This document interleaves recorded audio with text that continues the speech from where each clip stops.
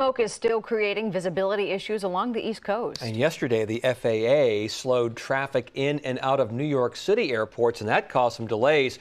Here's a live look of FlightAware's misery map showing flight delays across the country.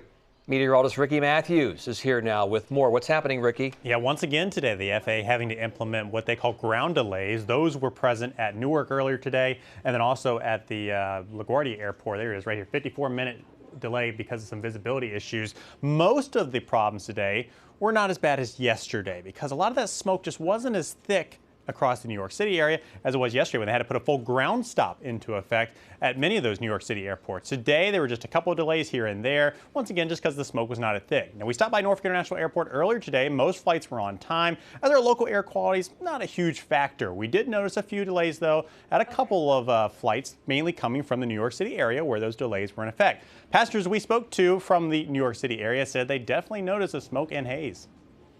It just looked really eerie, like you were on a different planet or something.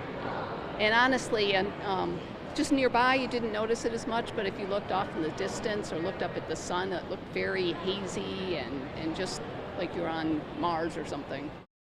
And looking now at the Norfolk International Airport departures and arrivals board here, we look at the flights for later this evening. One flight going to Baltimore, no issues there. Another flight heading towards Charlotte, no problems there. And even the flights to Newark looking okay, but this one here going to New York City, that's going to be a Delta flight a little bit later on this evening. It was scheduled to depart at 5:48, now scheduled to depart just before 6:30 and arrive in the New York City area around 8 o'clock. If you are flying to New York City or any of the Northeast airports over the next couple of days, the air quality should be a little bit better there. We should not have as many problems as we had yesterday or even today as they kind of start to work through some of the other delays, and of course the air quality improves. We'll keep an eye on it. You can do so as well by visiting wavy.com. In the newsroom, I'm meteorologist Ricky Matthews.